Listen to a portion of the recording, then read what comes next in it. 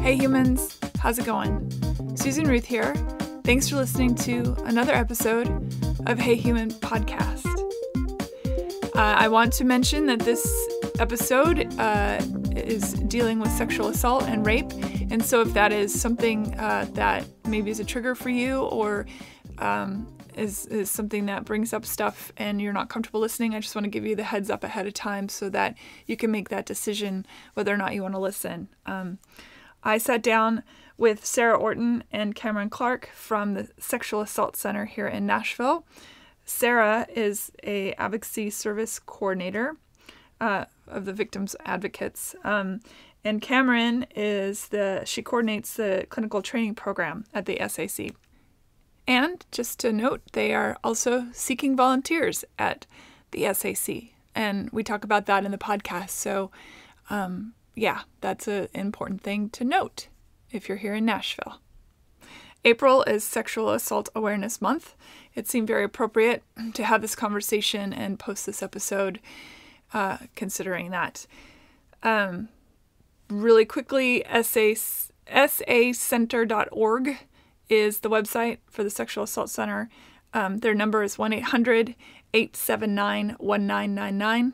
I encourage any of you who need help or know someone that needs help to contact them here in the state of Tennessee and Nashville. Nationally, you can always reach out to RAINN, RAINN.org,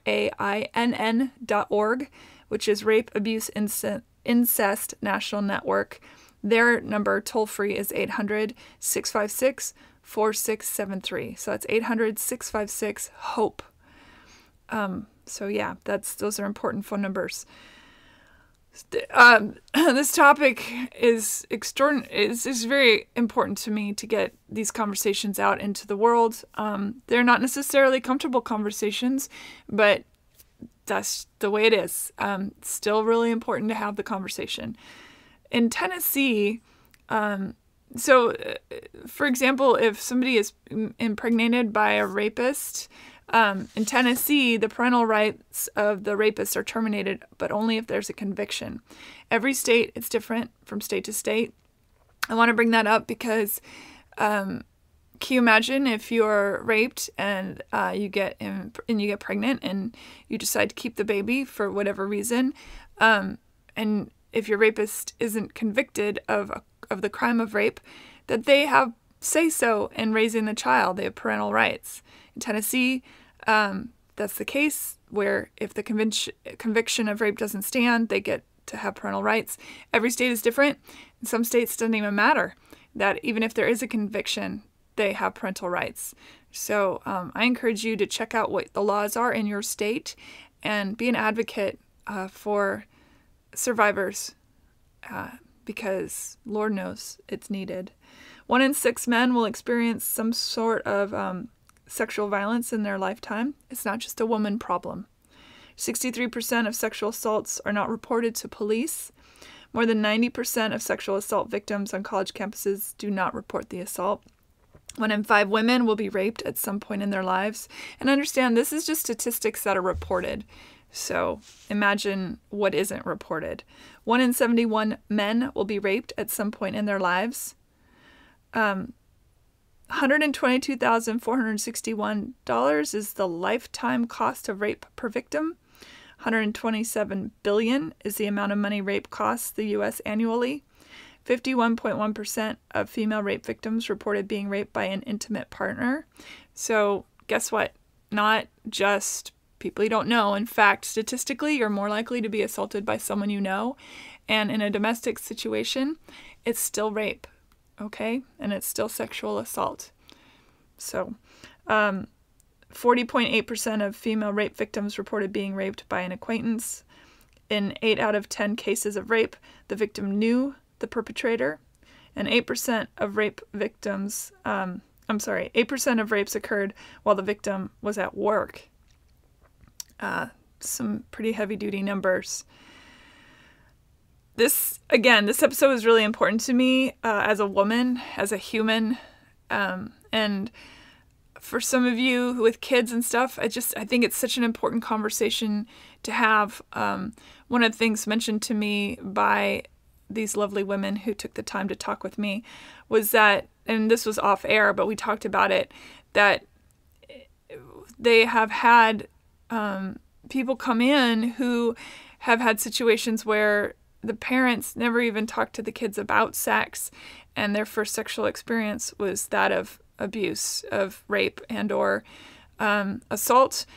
And I just, everyone raises their kids the way they see fit, but I can't stress this enough, that knowledge is power. And it's knowing that your body is worthwhile and belongs to you and not anyone else is so important for kids to grow up into healthy adults, to understand boundaries and such. I just, that's my personal opinion, and many of you may not agree with me. Some of you may, I don't know. It was important for me to get that out there. So I hope you listen to this episode. Again, if you or anyone you know is in need of help and assistance, please contact either Rain, or if you're here in Tennessee, the Sexual Assault Center here in Nashville. And let's help the world be a better place and a safer place for women and men. The usual stuff seems weird to talk about, but again, the support of Hey Human comes from things like Amazon affiliate program. If you use the portal on the heyhumanpodcast.com website, it does help support Hey Human. It helps keep it ad-free. You can email me, Susan@heyhumanpodcast.com. And please remember the links page on the official website. It's chock full of great references, books, movies, just stuff. So I encourage you all to check out the links page. Thanks for listening. And thanks for your support of Hey Human and helping to keep this show going. All right, here we go. Hi, Cameron. Hi, Sarah. Thank you for being on. I got that right? I didn't get that backwards? No, you got it right. Okay. Hi, Cameron. Hi, Sarah. Welcome to Hey Human. Thank you for being here. I really appreciate it. Yeah, we're happy to be here. Yeah, so y'all are from the Sexual Assault Center in Nashville, which correct. I imagine that's a pretty intense place to work and a beautiful place to work and all the things in between. Mm-hmm. Let's just start with a little background. How did you guys get involved with it? Sure. You want to go first? Sure. This is Cameron now. Yeah, hi. I moved to Nashville several years ago to go to grad school. I've been a yoga teacher for years and years and years. And the more I was working therapeutically with people, the more I was like, I need to go and do and learn more. So I went to grad school and moved down here to finish, and did one of my internships actually at the Sexual Assault Center. Okay. A clinical internship, and then was brought on board as a therapist, and have been there ever since. And now I work as the training coordinator. So I coordinate our clinical training program that we have there. Okay, and Sarah? So I moved to Nashville a year and some change ago. I'm originally from the San Francisco Bay Area. So I started doing this work several years ago out there, doing prevention education work. And then the agency that I was working with got some funding for a full-time advocate position. So I became a victim advocate with them and worked doing that for a couple of years, then moved to Nashville and had already been looking at the Sexual Assault Center before I moved out here, and was like, where will I work? And I was like, I will work there. So I made it a mission. Yeah, I did. So I just kind of waited until there was an opening, and then there was an advocate opening there.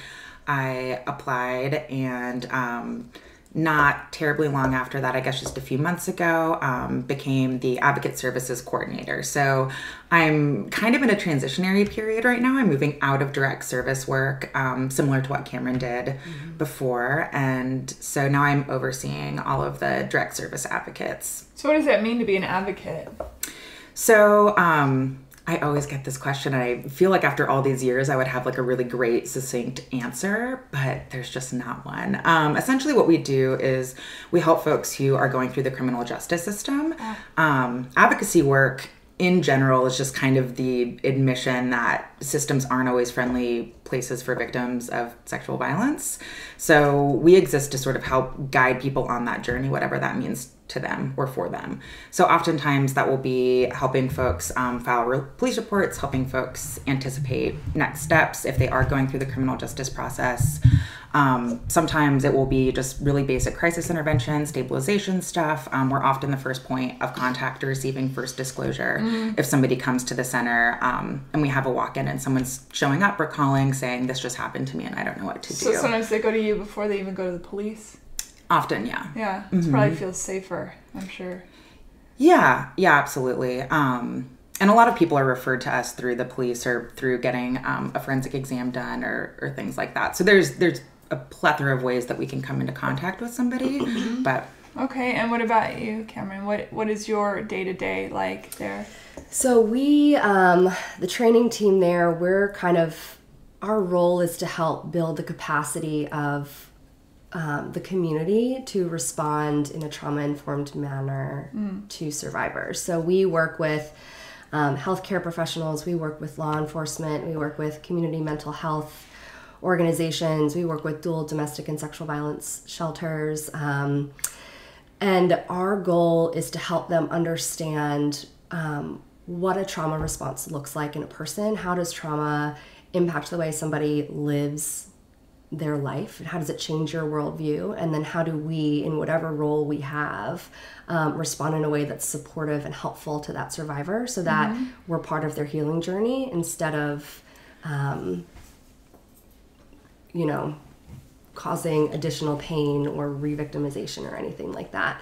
And so we kind of lead with information and start with believing. Yeah. Start with believing. I like that. That's a great, is that your tag? Or your No, official tag, yeah. I wish I had come up with that. It's not mine. It's really wonderful. Yeah, the End Violence Against Women International kind of has this campaign that's the Start by Believing campaign. And that language has just kind of stuck with us, and it brings up an interesting question, because I know that there's that rhetoric out there of, well, if some people say they were raped when they weren't, then what does that mean for everybody else? And then it makes people not believe. And my response is generally that, look, there may be one or two people that are like that, but in general, the numbers are so overwhelming. The statistics for sexual violence. How do you combat that rhetoric? Something that I always think about, something that I find interesting, is that we don't apply that really to any other crime. If somebody says that they were a victim of a robbery, we're not worried in the same way that somebody's making up that they've been robbed to target somebody else. And same things with other violent or non-violent crimes, right? So that's something that's kind of strange. I also really, when people are kind of starting in on that rhetoric, I mean, there is that, you kind of named this just a second ago, but there is that FBI study that came out a few years ago that showed that out of everyone who reported a sex crime, they found that essentially that 98% of folks were telling the truth. So they found that 2% of individuals had recanted, or that they had, during their investigation, discovered that somebody hadn't been telling the truth. Yeah. And that stat is actually a lot higher than other individuals who are victims of crime. So it's just really fascinating that we kind of assign this questioning to victims of sexual violence in particular. 98% versus 2%. I think I would go with the 98%. And it's interesting what people choose to focus on. I know there are a lot of mythologies surrounding sexual assault. So there's the mythology that men can't be raped, or the mythology that rape doesn't happen, or even sexual assault doesn't happen within the context of a committed relationship or a domestic partnership or a marriage. And I know that to be untrue, because I have friends who have suffered from those things, are survivors of those incidents. I'm especially the whole marriage consent thing. I mean, I think anytime you have a relationship, if somebody, let's say you're in the throes of passion, and at some point somebody says, you know what, I was really into this for a second and now I'm not, and that if it then gets pursued in a manner against the wishes of both parties, that's an assault to me. And I know I can't speak for men because I'm not a man, but I know for myself, there's a lot of pressure to feel like you have to do things, especially when you're younger, that if you don't, you'll be like, oh, you're a prude or you're this, that. I think all of this sort of falls into this realm of not okayness, but most especially, I think that idea of consent. If consent stops, then you stop, period. But I want to talk about the mythologies of all those things. Yeah. So consent is an important part of that. And I think we don't talk about what healthy consent looks like. It is ongoing, it's enthusiastic, but it's not always verbal. And so looking at the different ways in the context of relationships or the context of sexual encounters, what kind of body language are you receiving from the person that you're, being intimate with? And how can you read that language and check in? And I think it does in a lot of ways come back to communication and even a little bit back to education about how do we learn to identify how we view pleasure, and how do we ask for what we need and let people know what we don't want, and let that be a normal, healthy, safe conversation to have. And I think that starts, again, like I said, early on in education and teaching our kids what it looks like to be assertive in all areas of their life, not just in terms of their sexual development, but in the world in which they exist. Yeah. Is it hard to get men to come forward especially if they've been raped by women? I imagine there's a lot of stigma around that. And then the thing, well, how can a guy have sex if he's not turned on? I'm like, well, the body functions of its own accord a lot. Yeah. So the body can be aroused without the mind. Without the mind. Yeah, absolutely. And without consent. And that's a thing that we hear a lot of times is, people will start to question whether or not it was rape or not, whether or not they did want it or not because of the way that their body responds. And, a penis will get erect if it's rubbed or touched in certain ways, and a vagina will lubricate itself. And the purpose of that is to help, make an act that's natural and biological, pleasurable and safe. Yeah. But, it doesn't always align with consent and what people want.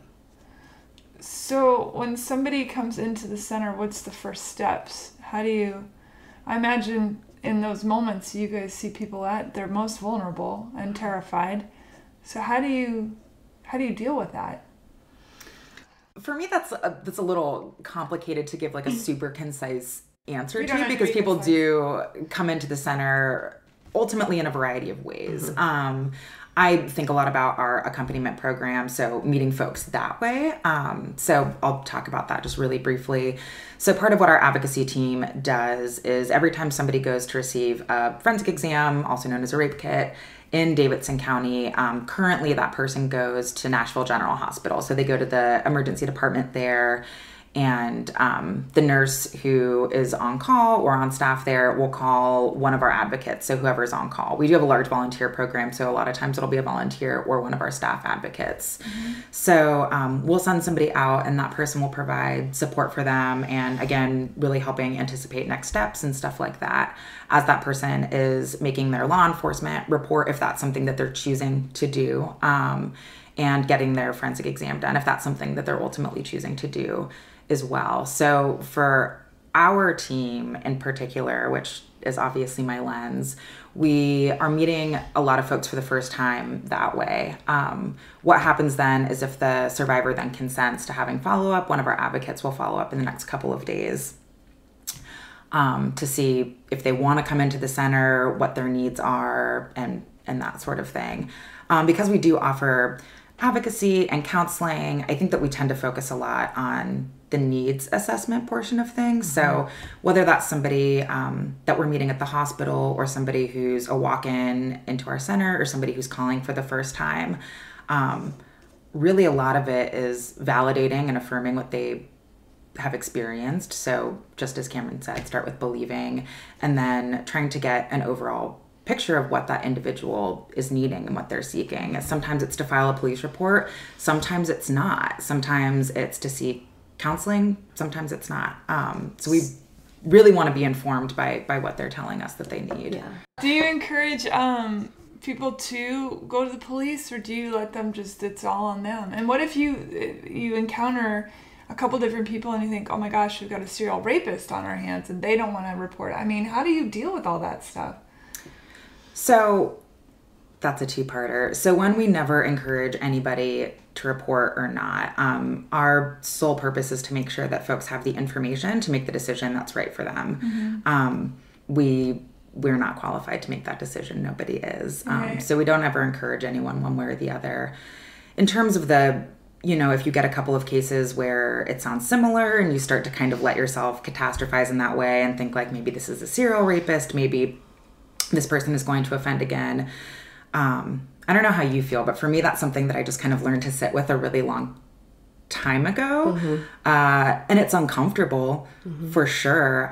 Especially when you have cases of intimate partner violence and things like that. You watch somebody return to their abusive partner after going through all of this and doing all of this work. It's incredibly difficult. And it happens a lot, right? Yeah, it does. But people are expert in their own experiences, right? And if you know anything about domestic violence, for example, we know, and survivors of DV know, that the most dangerous time to leave, the time that you're most likely to get killed, essentially, is when you're trying to leave. So there's just all this stuff that's going on for folks, and we can't claim to know or understand what all of it is. It's our goal to be a part of their process in deciding and finding a way to incorporate choice back into their life. So what happens when someone does experience a traumatic event like a sexual assault is all choice is stripped from them. So sexual assault can kind of be categorized as an inescapable attack, where no matter what I choose to do, the likelihood that it will get worse is high. So my ability to make a sound decision to keep myself safe our ability to make that choice kind of goes offline, and we just respond in whatever way our body does in order to help keep us alive. And so part of the therapeutic process, whether you're an advocate or a counselor, is to help people find ways to begin to make choices again in their life. And part of that is, what is my choice? What do I want to do in terms of moving through the criminal justice system? Do I want to? Do I not? Do I want to report or do I not? Do I, how do I want to share my story? How do I want my healing journey to look? And that's a choice that we support all survivors in. There's no right or wrong way to heal from this kind of thing. So we really encourage people to just be with themselves and begin to befriend themselves again and trust their bodies again. And we just want to see people healing. Right. What about when children come in? Is it a whole different ballgame in that case? Yeah, so everybody in the state of Tennessee is a mandated reporter if they come across information that they know a child is being abused or neglected. And so there are processes that are in place where reports are made and follow through happens. I actually never really worked with kids, so I don't know too much, to be honest with you, about what that whole process looks like.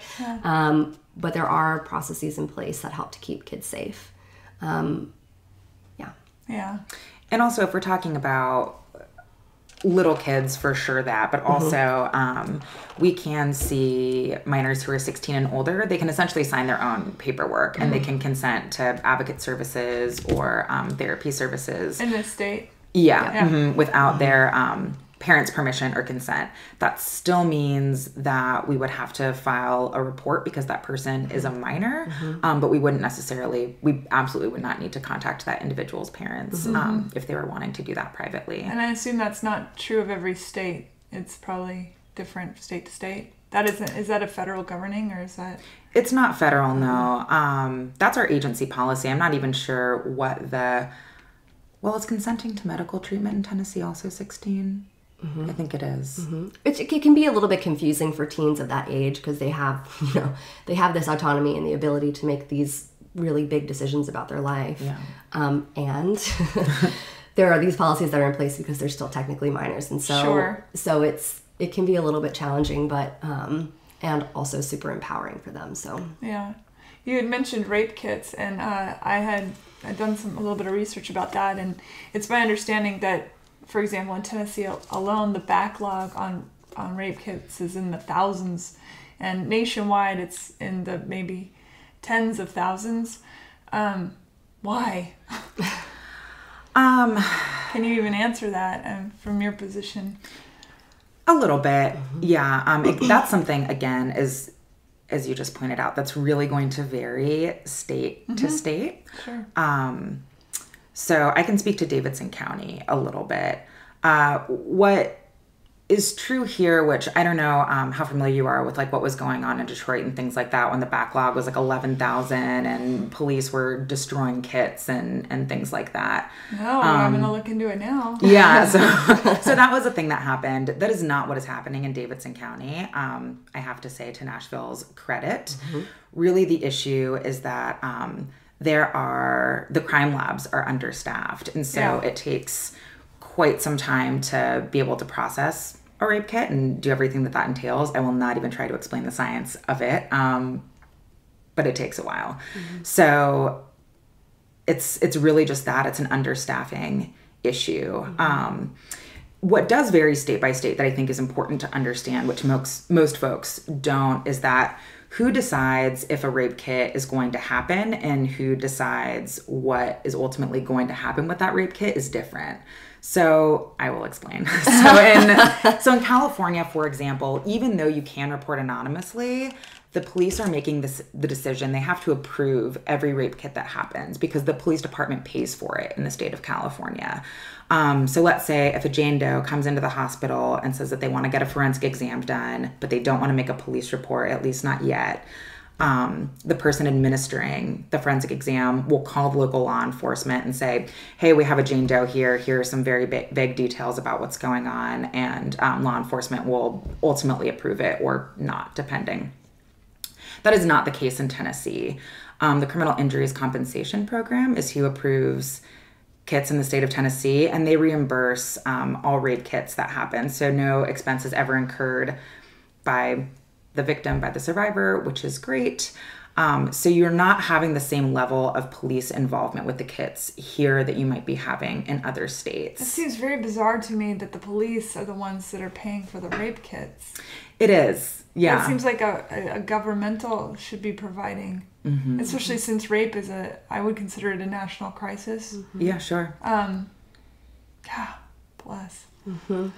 So that's kind of saying all of that to say that it varies so much from state to state because how the kits are handled is just quite different. So some states have, it even varies so much, I think, city by city and county by county. So some states, some counties have a terrible backlog and some places don't have a terrible backlog. And the reasons are very different. Yeah. And I encourage listeners to donate to endthebacklog.org, please. Thank you.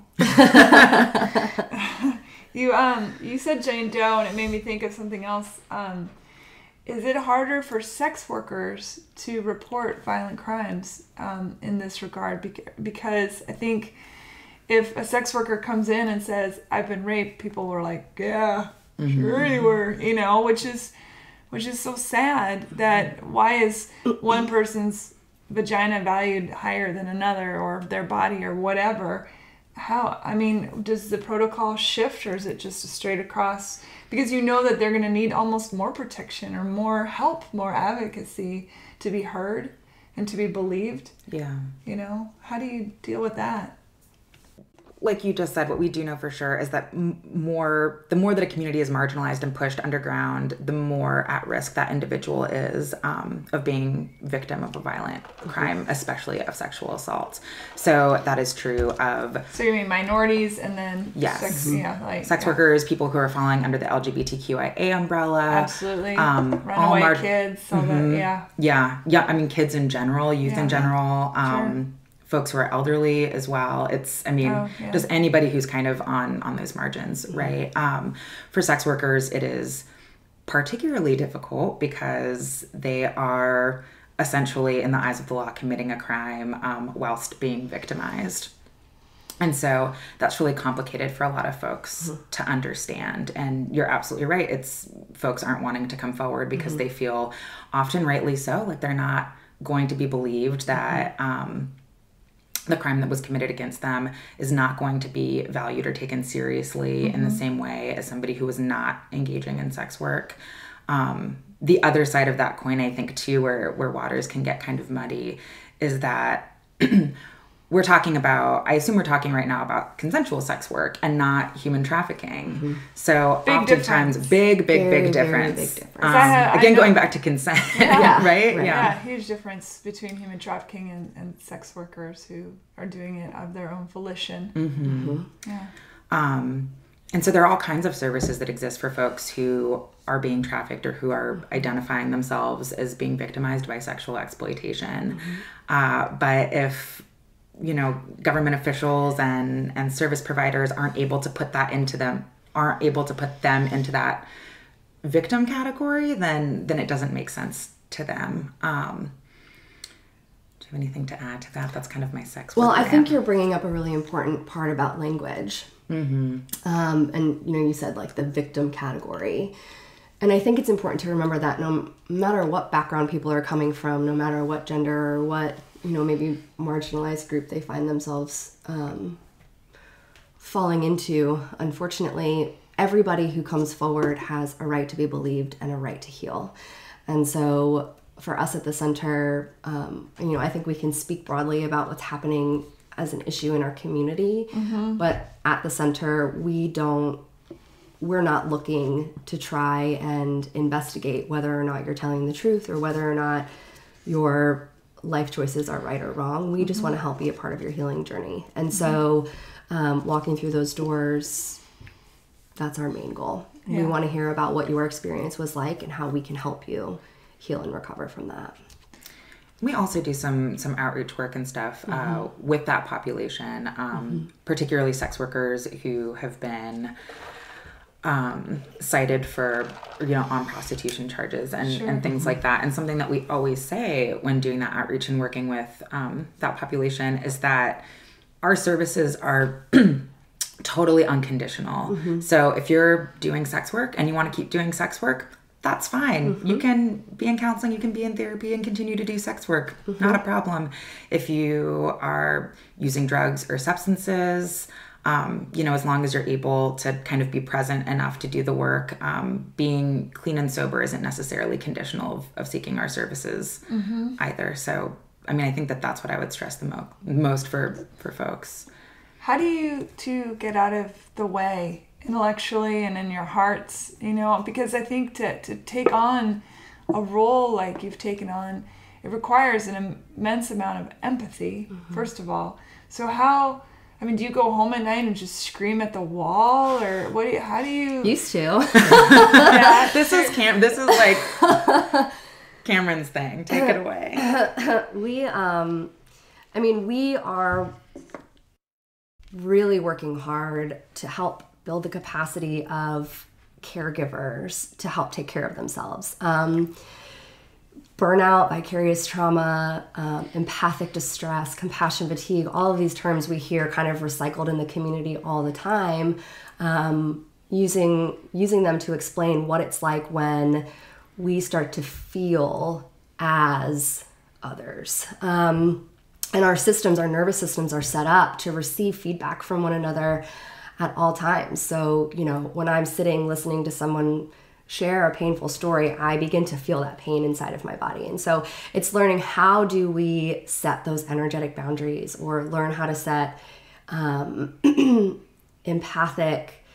be empathic without joining and meshing with people. And I think what's important to remember when we're doing this work is that giving people the opportunity to experience the sensation of healing is the most healing thing that you can give to somebody. When everything has been taken from them, right? Your ability to make choices, your ability to feel like you're in control of your body, to feel safe in the context of relationships, when all of those things are ripped from you, we want to help give people that back and let them experience that feeling of healing. And so if we kind of come into this and we get overly invested and say, give me your pain, I want to take it from you, we're taking one more thing from them, and that's their opportunity to experience recovery. And in the feeling of that, you know, somatic feeling of recovery, that's where healing starts to really pick up and start running. And that's the healing snowball that we want to see is, this feels good. I'm going to keep doing this because I want to take my life back. Instead of, let me give this to you because I don't want to deal with it. I'm going to avoid it. So I'm going to throw it on my therapist, or I'm going to throw it on my advocate. And that's where, you know, things can get really tough. But it's real. It's really hard. Vicarious trauma then is just what it sounds like, that somebody's telling me what's happened to them, and then my body starts to react in kind. Yeah. Yeah. Yeah. I mean, you know, you see it when you're driving down the highway and there's a car wreck. Everybody slows down and turns around to see what happened, right? Because we care. As human beings, we're built for connection. And when we see people experiencing pain and suffering, we can't help but want to help. And so who's helping to take care of the people who are helping the people who are in pain? That's a really good question.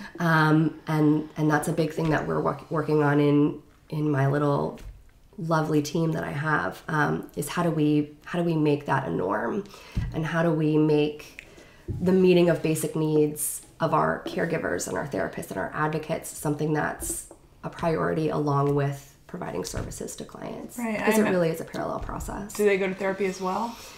A lot of therapists do go to therapy. Yeah, I would imagine. I mean, I advocate for therapy all day long. I think it's a great thing. I'm a huge believer in therapy. Absolutely. Yeah. For sure. And it's a lot about community and connection. You know, that's one of the first things we go to when we're experiencing pain, is we want to call somebody that we trust and say, this thing happened, and, you know, I need to talk, or I need some support. And so how do we create that kind of connection inside of our communities? How do you feel the Me Too movement has it changed anything around there, or is it business as usual? Because for most women I know, we all went, no duh, and then you just keep moving. Because if I sat down and made a list of every experience I've had that was unwanted or crossing the line or whatever, it's a very long list, and I feel that most women I know.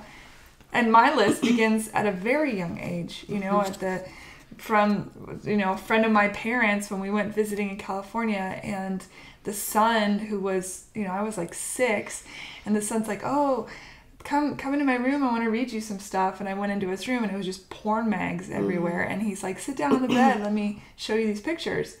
That's not okay. So it's like, you think about these weird little moments in your life. And all of my girlfriends have experienced these things, and we all have a level of whatever that can handle it or not handle it. I know I just sort of went off the rail on that, but how does this movement, how has it served you guys, or has it? Big feelings, I think. The Me Too movement is big. And it touches a lot of different things. I think, kind of going back to what I was saying before, it has created a sense of community and a space where women can say, me too to each other, and know that it's a safe space, and I can come forward and share these stories and say these things. And I have, whether I'm doing it on social media, or I'm saying it in person, or I'm sharing it with people who, I really want to witness this. There's the support of an entire country, an entire community of women who are behind you, and some men, right? Sure. Who are all behind us saying, yeah, me too, we have your back. And I think that's really important in helping to shift the conversation away from, what's wrong with you, to what happened to you, and help me understand how I can be better and more supportive and on your team. I do think that there has been, it's great, obviously, and I can totally echo everything that Cameron said. I think that there has been, some frustration among providers and even clients of ours who are sort of like, this has been happening forever and ages and ages and ages. And it's not new. It's not new. And acting like this is now just becoming a problem, which oftentimes is kind of the way that it's framed, can feel not great to folks who have kind of witnessed this going on for, even centuries, really. So that part of it, I guess, can feel complicated, where you really want to support and say, this is so great. But at the same time, like, yeah, duh. Yeah. You know, everybody has their story or 1,000 little stories. Right. Sure. So that's just something that sits with me thinking about it. And I will say logistically, we have had, I think right when everything was kind of coming out and gaining momentum, I think that we saw a small increase in folks coming in and wanting to make reports and things like that. That's good. I remember I had just a small handful of people over a couple of weeks come in and say, you know, this happened to me a year ago or 2 years ago. I know that prosecution wise, it's not going to go anywhere, but like I do want to make a matter of records report, and named me too as the reason for them coming forward and saying, you know, I didn't realize that this was such an epidemic, and I want to make this report, even though I know that my case isn't going to go anywhere. At least this will be on paper in case somebody else decides to come forward, and feeling this kind of, I guess, connection and what's the word that I'm looking for? Solidarity. Obligation. Almost, obligation. To other survivors of sexual violence as well, which was pretty cool to see. Yeah. That's great. Yeah. Owing it to your sisters. Yeah, brothers totally. To say, I'm going to make this report because I want you to be safe too. And maybe I don't even know who you are. Yeah. Do they even really have good numbers on the male population that is dealing with sexual assault? Because I know that, like, all of us, when we talk about it, the first thing that pops in our brains is women. And of course, you know, transgender people are sexually assaulted at an extraordinary rate. Again, runaways are plucked and taken to sex trafficking, things like that. But is it harder to get the data on men just because the stigma and?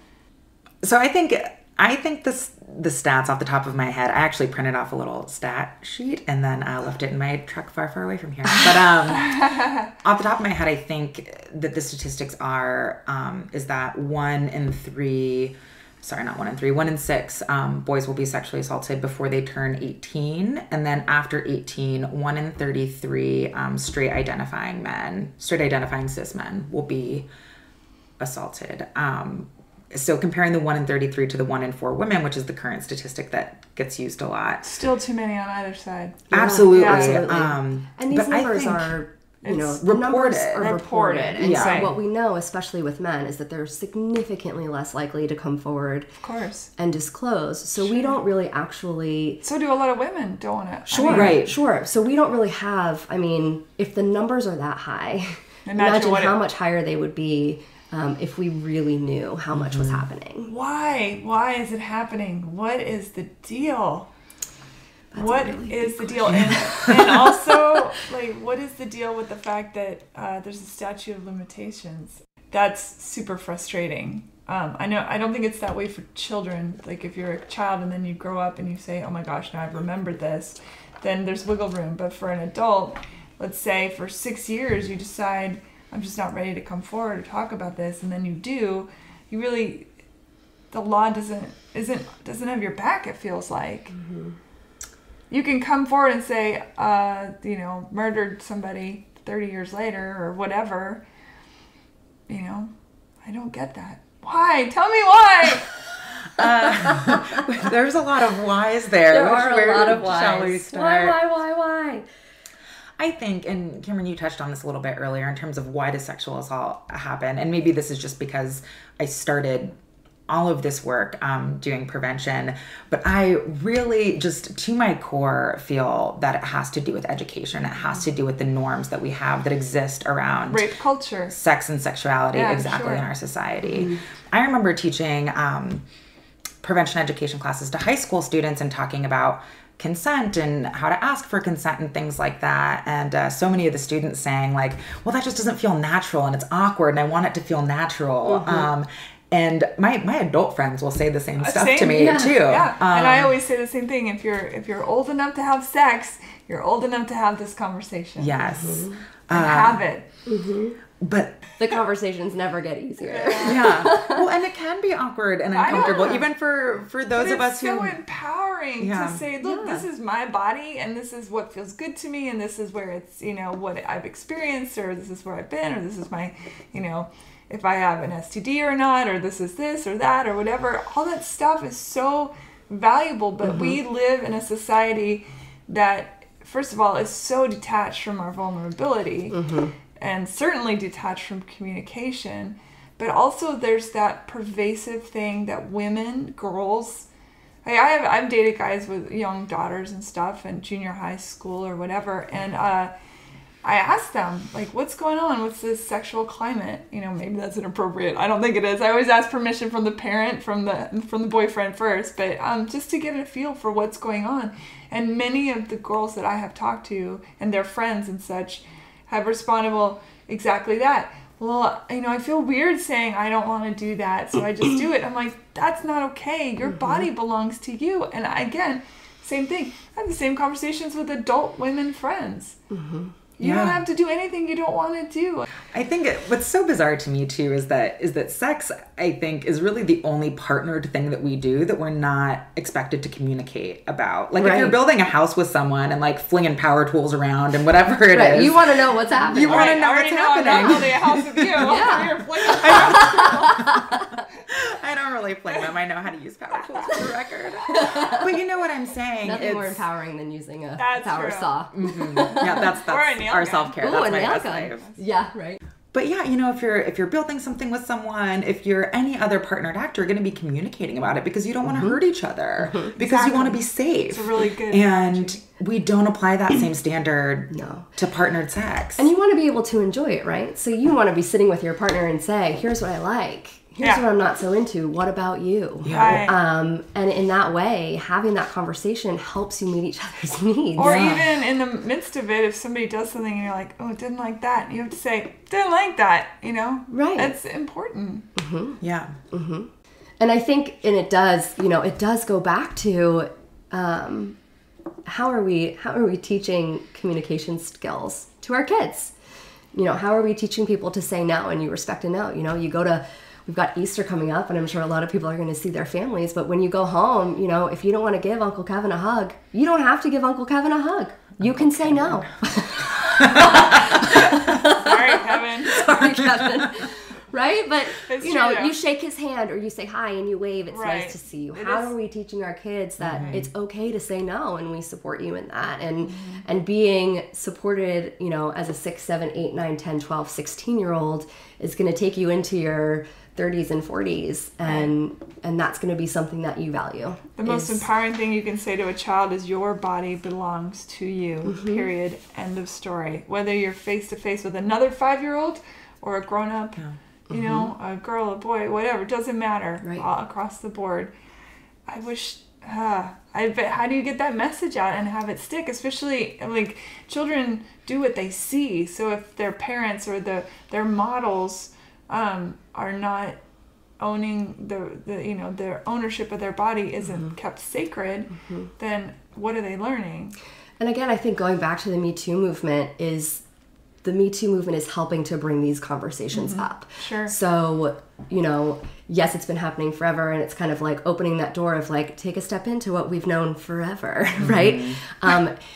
Walking out of that door is also opportunity for education and opportunity for connection and opportunity for us to break those cycles. So that's one of the things that I feel hopeful about coming out of all of this is that we can have these conversations and start to make change.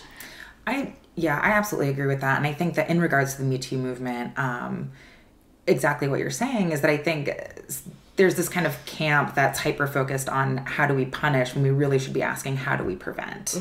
So now that we know this, even though some of us have known it for quite some time, now that we kind of as a society know this and are validating it in ways, how do we not undo it, but how do we, you know, not live in this space forever and prevent it going forward. So can we talk about that for a second? What are some good preventative measures? And see, this conversation gets me nervous because I was at a get-together last night, and two things happened. It was a girls' night. Two things happened that I took note of in my brain pan.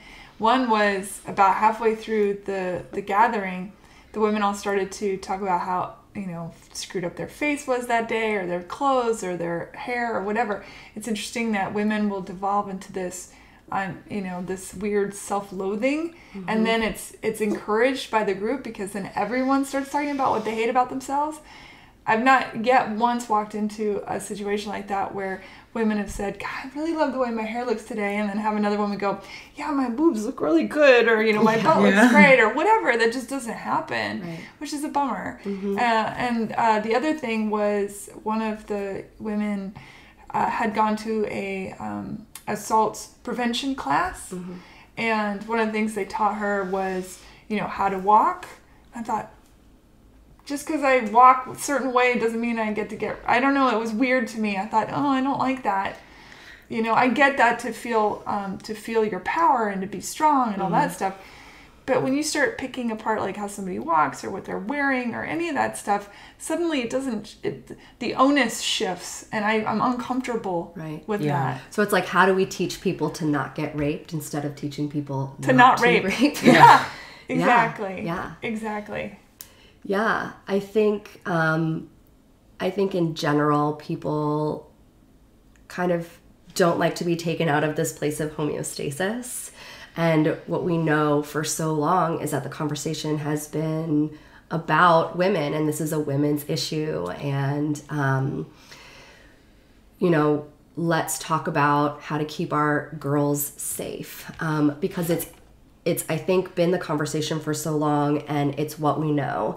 And to move us out of that and expect a giant cultural change is really scary, and it's a big, daunting task, and it's overwhelming. And the reality of it is it's not going to happen overnight. It might not even happen in our lifetime. But our goal, maybe isn't necessarily to move the needle from 0 to 100, but maybe let's get it from 0 to 20. And if we're all working to move the needle just a little bit, we're chipping away at an ice block, and eventually it's all going to fall away. So we all have a responsibility to show up and do just a little bit, do just enough. It's the guy at the bar who says to his buddy, don't talk to her that way. Or it's the woman who sees her friend, or maybe a woman she doesn't even know, who's too drunk and in a situation, and checks in and says, hey, how's it going? Or I'm jumping in an Uber. Do you want to go ahead and ride home with me? It's how do we help make these little tiny changes where we can in our immediate lives? That's going to make a big difference. Yeah, there's that story about the two girls at the bar, and they saw a girl on a date with a guy, or I guess the guy they'd known each other for a really long time or whatever. The girl got up to go to the bathroom, and the two girls at the bar noticed that he put something in their drink. And so then they sprang into action. It turned out he did roofie his friend, and he ended up getting arrested. And if those girls hadn't stepped in, it's... you see something, do something. It's on all of us. Sure. To make that shift and change. You make a good point. That whole thing about, yes, women, we need to protect our bodies and be strong and figure out how to navigate this world of predators. And it is a world of predators, unfortunately. I mean, I'm not trying to be negative, but it's just a fact. And, but I think to say to the boys, look, guys, women are not things, from a young age, to explain to boys that that's the case. And then to ask men to rise to the occasion of don't assault women, don't be degrading to women, and it's like tied into this whole thing of pornography. Like, what is a healthy relationship for humans with pornography? And then where does that draw the line? I don't judge people for what is their taste. What I have an issue with, of course, is when whatever it is they're into then starts going to the shadow side. And hurts someone else. That's not okay. I remember when I was probably like 9 or something, and I had friends over, and as kids do, we were rifling through my parents' room. They were at work, and I found The Joy of Sex, and we were like, oh! Now, my parents had already talked to me about sex, and so, I had this awareness of everything, but it was still... looking at naked people was like, oh my gosh, what is going on here?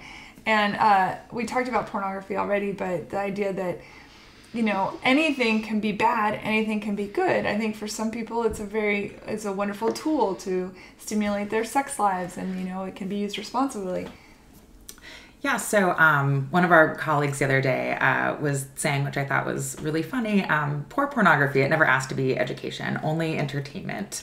and that's not to say that that bad things can't happen or that non-consensual sex can't happen within the sex industry, just like anywhere else, Sure. really.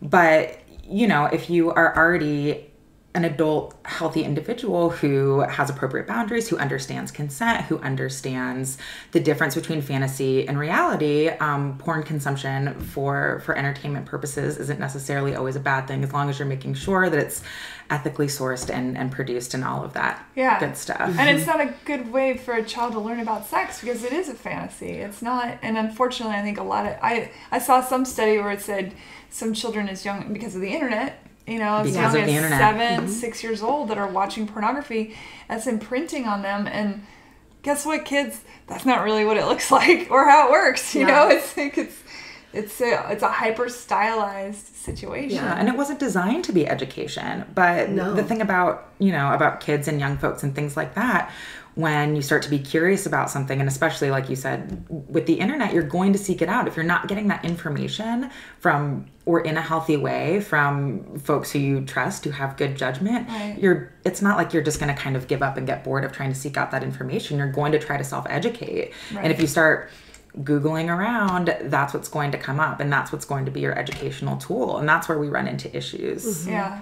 Mm-hmm. Yeah, I get very frustrated when I hear like, I can only use myself for an example, but when I was growing up, my parents, again, very open about talking about sex. This is how it works. This is what it means. And they even included non-heterosexual relationships in the conversation. They're, you know, ahead of their time.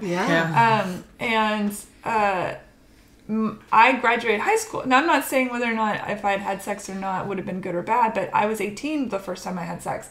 And most of my friends never got the conversation from their parents. They, you know, barely listened in health ed. There may have been a banana with a condom on it, but I don't even think they did that back then. You know, and they may do that now. They may not. But those kids that didn't get the information started being sexually active at a really young age. Mm-hmm. And I think there is a correlation between like exactly what you said. Like if you aren't at least giving a basic understanding of what sexuality is and what sex is and what all that is, then they're going to find it elsewhere. Mm-hmm. Because biologically we are compulsed to seek that out. We're supposed to make the species keep going, you know? Yeah. Mm-hmm. And our body responds in kind to that biological compulsion. So I think it's so important. Education. Yeah. I can't say that enough. It's just so important. And I think education, again, about, you know, communication and consent in all areas of our life, right? So we can also not consent to a conversation. We can not consent to wanting to do things like, you know, I don't feel like baking cookies. You know, you're not going to push somebody to continue, you know, like you're going to make these I'm not cookies. Friends with that person anymore. I want the cookies. Right, but it's also like, how are we, it's these kinds of things are things that we have to learn and develop over time. Sure. And it's a skill that we have to learn and develop, just like we learn how to be social, just like we learn how to nourish ourselves, just like we learn hygiene. And so it's not... Well, I think the issue, there's a lot of fear about what sexual assault is and what it means. And I think what's really important for us to remember is that sex and sexual assault are not the same thing. No, so consensual sex and sexual violence, it's the same avenue, but they are two very different things. And so to just kind of continue to reinforce that idea, that fact that sexual violence is not actually about sex. It's about power and control. And sex is about connection, communication, pleasure, and relationship. Sure. And sex can mean a lot of different things to different people, but consensual sex is, you know, a choice that two people are making to engage in. Sexual violence is a non-consensual act. Yeah. And so I think there can be a lot of fear when we talk about sexual violence and sex without that understanding. Yeah. And I think that we're not actually talking about the same thing. It's an important part of sex education is to understand that sexual assault occurs and is that's a real thing. And if you're a parent that believes your school shouldn't be educating the children in this stuff, then please, I encourage you to talk to your kids yourself, because they're gonna find out, and they're gonna find out in ways that you probably didn't anticipate. I get very impassioned about this topic. Yeah, absolutely. Yeah. Oh, well, I mean, so do we. Obviously. There's a lot in what you just said. I think it can.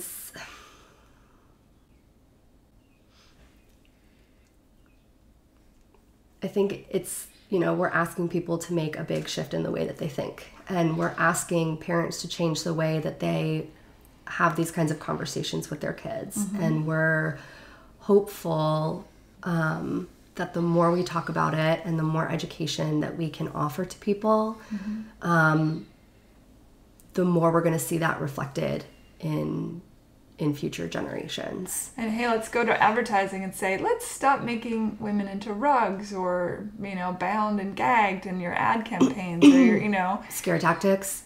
Just weird. Like, if you start really looking at advertising, oh my God, the stuff they use to sell product is not. If for somebody that doesn't understand the difference, I always go back to when I was a little girl, my parents wouldn't let me watch All in the Family because they felt like as a child I wouldn't understand the irony of the character of Archie Bunker, and instead I would somehow absorb his racism and his anti-Semitism and his, like all this stuff, because I didn't have the skills as a young person to watch a show like that and see where Norman Lear was going with his writing, where he was shining a light. So that's what I'm saying. It's like, yes, this stuff is pervasive, and as adults we can see it and say, oh, okay, I know what that means, and take it on or not take it on. But little kids can't, and they're seeing it constantly.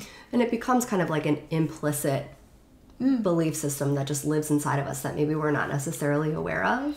So making these conversations explicit and saying, directly, you're talking about these cartoons, and it's like, that's an opportunity for your parents to say to you, hey, this kind of belief system, we don't align with that.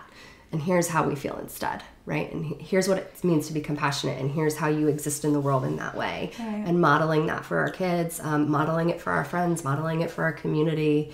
It takes a lot of courage and a lot of bravery to be willing to do that. And it's super important that we do. And it's hard to unpack, because when you look at, I like the human form, and so if I'm looking at something that is one person might consider pornography, I consider it art or whatever, there's a lot of gray within the context of all of this. And I know we're kind of going off the subject, but all this stuff is fascinating to me. I think too that, like sex negativity in general, which is also pervasive in our society in general, right? But it's prime breeding ground for all of this kind of stuff. It's the perfect conditions, because really what your sex negativity, I think at its core, is talking about or suggesting that people's bodies don't belong to them. So homophobia, for example, right? If I'm somebody who is a homophobic individual, I am saying that individual's body doesn't belong to them. What they do with their body is my business, and I get to have ownership over that in some way. And because all of that permeates everything that we do so much, I think that has so much to do with bodily autonomy and who gets to do what to whom and all of that type of stuff. So politics is a huge example of that. Yeah, and I think it's really hard for when we're talking about teaching kids and modeling for kids and things like that, that parents of kids who maybe have these certain beliefs or don't want to talk explicitly with their kids about sex, or do have beliefs that are rooted in sex negativity and things like that. It's really hard for those folks to step out of that and teach their kids, your body belongs to you and things like that. But that individual, their body, I get to say what they do with that body. Which is very confusing and going to get us nowhere really fast. So when you're talking about like ending sexual violence really and having conversations really, of course, consent and education is important, but we also have all of these other ideologies that are so ingrained, and tackling those as well is essential to ending this issue. So that's something that's really big too, I think. And it's a breeding ground really for shame. Yeah. If we feel, if we, you know, develop in this culture in which we feel shame about our bodies or what we can or cannot do with our bodies, that's going to inform, you know, the way that we respond later on in life to different circumstances. So our survival responses are, you know, body oriented. It's our body responds to threat in whatever way it's going to, in whatever way our body believes it's going to help us survive. Our bodies are incredibly intelligent, and you know, I think it's really important that we learn to be grateful for the ways that our body helps to keep us alive and safe. Part of that, though, is our responses to threat are informed by habits and behaviors that we develop early on. So we have a habit response. And a habit response looks like, you know, not wanting to make waves or enduring an uncomfortable hug with someone who, you know, you might not want to because it's polite and it's what you do. Mm-hmm.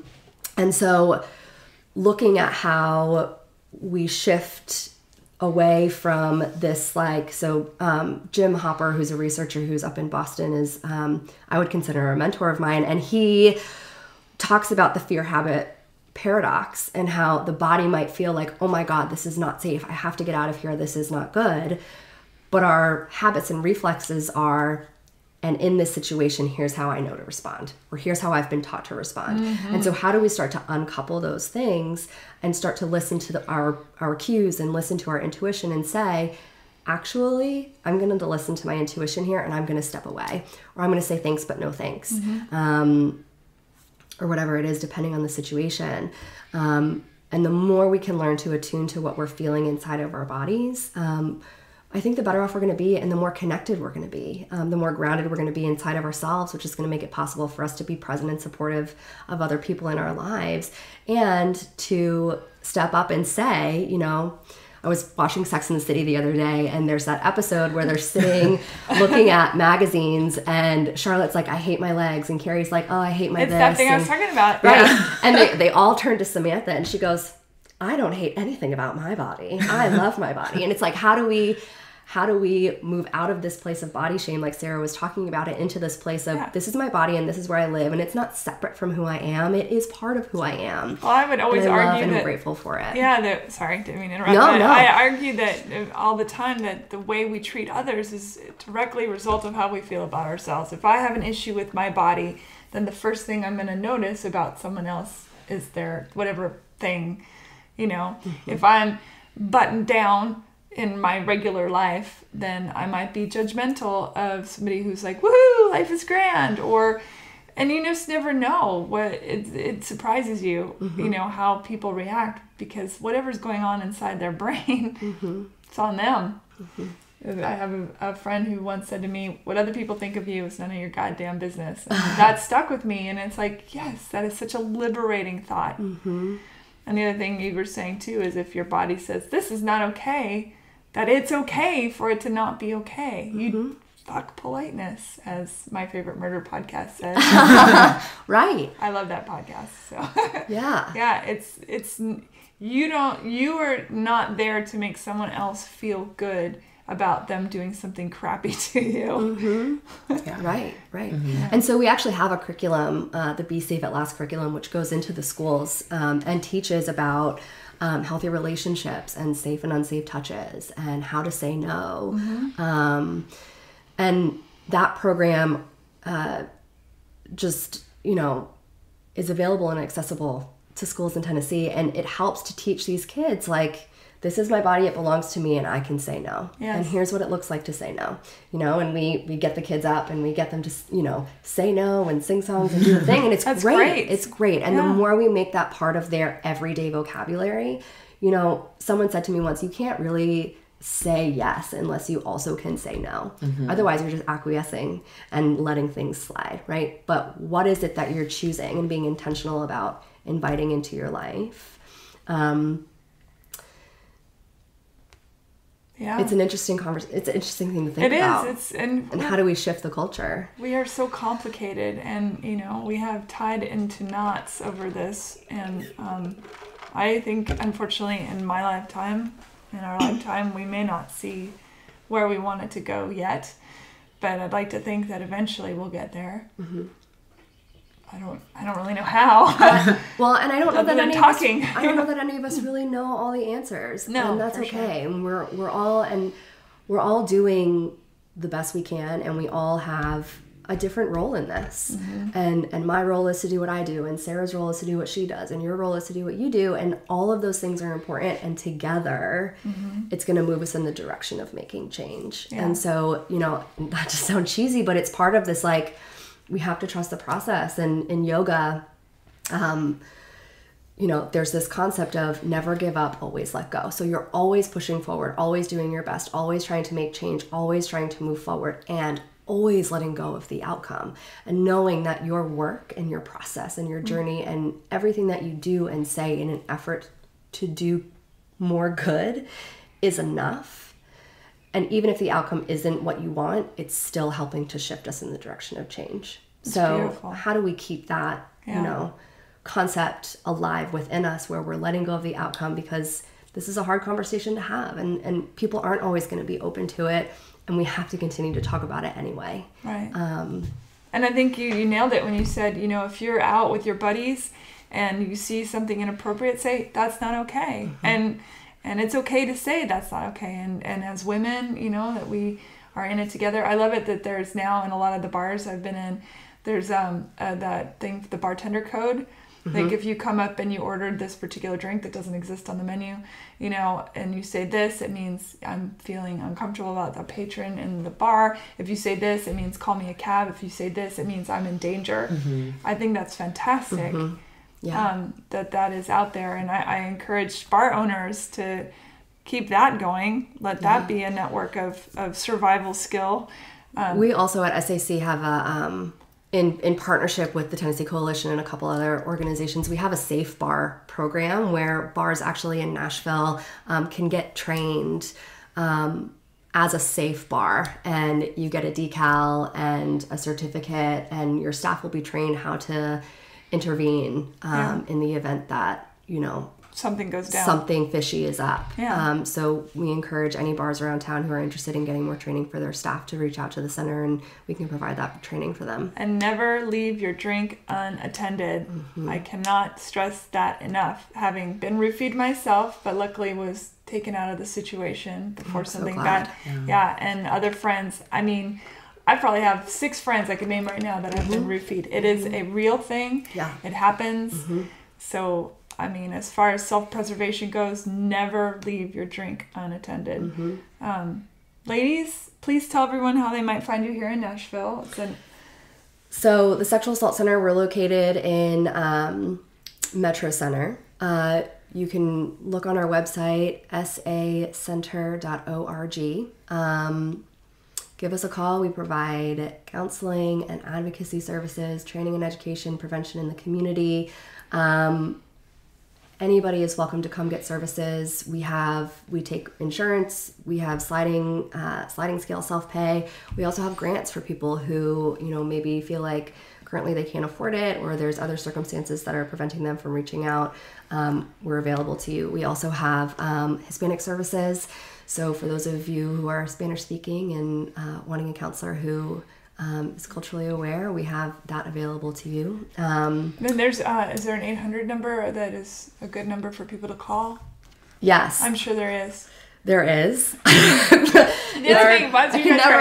okay. As you're looking it up, and I'm going to put everything on my Hey Human podcast links page as well. Yeah, we'll send you some information so all of that can be there. Perfect. And also, just really quick, I want to touch on things like, I see on Amazon and such, people sell protective, like anti-assault kits, like whistles and bear spray or whatever it is. Is that stuff, do you feel that stuff is a valuable tool to have? Does it make a difference, or does it actually make the aggressor more aggressive? And what is your opinion? I know it's a personal opinion. Yeah, I mean, I think, whatever makes you feel safe. Yeah. If it's a comfort, then sure. I would say like the little, a whistle or something like that, like, sure, that's not something that would be used against you. I have personal feelings, and again, can't speak for everyone. Cameron might have a different opinion. Individuals carrying knives who do not have knife training skills, I think, is probably not the best idea if you're wanting to carry something to feel a little bit more protected, just in case an attacker does have, you know, knife skills and can take that and use that against you. I do think, though, that kind of the advent maybe of those kits gets into a little bit of reinforcing this idea that most people who offend are strangers who like jump out of the bushes with a mask and things like that. And it's certainly not like that. Yeah. So statistically, you're more likely to be assaulted by someone you know. Is that correct? Yeah, majority of people are sexually assaulted by somebody that they know. This idea of stranger danger is a little bit outdated. Yeah. And, you know, the conversation we should be having with our kids is anybody who makes you feel uncomfortable or touches your body in a way that feels unsafe, you tell somebody. And if they don't listen, you tell somebody else. And if they don't listen, you tell somebody else. And you keep telling until somebody believes and gets you the help that you need, and gets you into a safe situation. But yes, quite frequently, sexual assaults are perpetrated by people that we know and who are close to us. The guy at the bar, the roofie situation, they'd known each other for like a year and a half or something. She considered him a really good friend. Well, and that's the point, right? Is that oftentimes when we get to know somebody, when we trust that person, we're letting our guard down. We're not carrying our little like stabby cat things around. Cat things. You know what I'm talking about? I don't know what that is, but I just picture they're like brass knuckles, but they look like cats. Yeah, they have like these cat ears for like eye stabbing. But yeah, so you're not doing all of that stuff when you're with a group of friends or an individual who you trust, who you know. You're more vulnerable because your guard is down. It's going to be a lot more difficult to assault somebody if you think about kind of being in the mind of somebody who offends or who is a perpetrator, of finding somebody walking down a dark alley or something like that, because for all you know, that person could be the person here attacking. They could be armed. They could be very well versed in self-defense. They could scream. You don't know who else is around. It is much, much more risky for somebody who's an offender to offend that way than somebody who is, you know, hey, I've known this person for a little while, you know, this individual is really intoxicated. This is maybe a good time to take advantage, things like that, right? Waiting around for an opportunity. And when somebody has their guard down is going to be a lot more effective. And it's also one of you know, that dynamic makes it a lot harder for people to come forward and say this happened.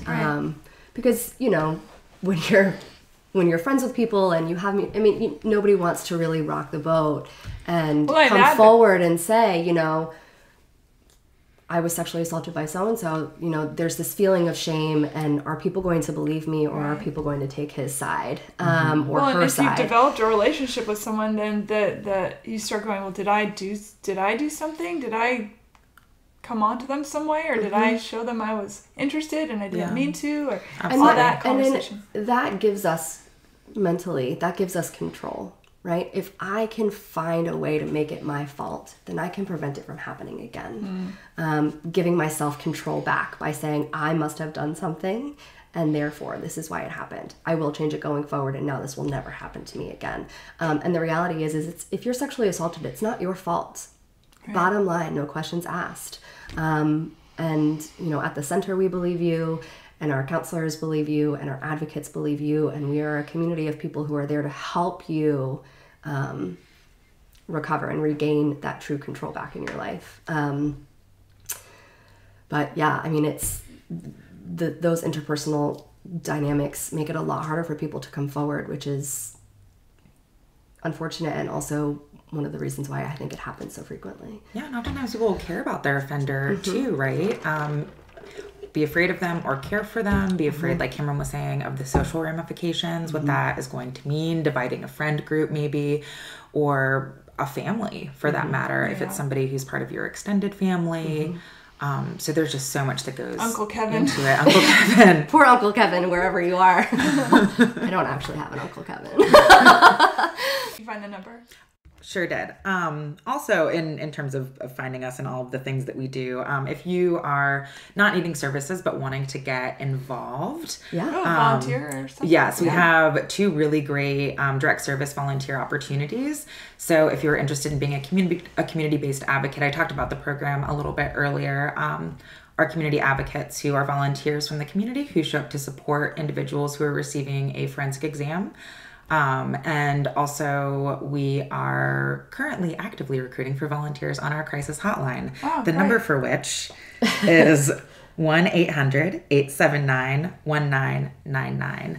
And I'll put that also on the website, on thehumanpodcast.com.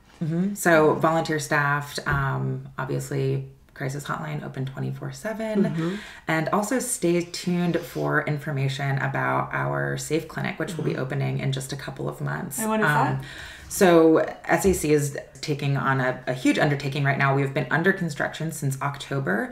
We are currently building a facility to offer forensic exams to survivors of sexual assaults in a non-hospital setting. So we are going to have a staffed clinic on site where folks can come and receive a forensic exam, aka rape kit, not in the emergency room, which will be really, really great, and we're super excited about that. Wonderful. So yay. Yeah, we will have, I think, official ribbon cutting sometime mid-May, and probably be open for business a few weeks after that. So again, that will be another 24/7 facility. That's fantastic. Look out for more information. Yay. Ladies, Cameron, Sarah, thank you so much. Thank you for having us. Thank you. Yeah, I really appreciate your time. We did. And I encourage listeners also, I was talking earlier about the classes, but I've taken, what do you call it? Self-defense courses. Karate chop in there. There was no karate chopping in that class, if I remember correctly. But, I recommend it. It's just a great, empowering experience. But as these ladies have said, if something happens to you, if you need help, please get it. Please seek it if you can. And it's not your fault. So thanks, everybody, for listening. Thank you, ladies. Thank you. Thank you. Bye, everybody.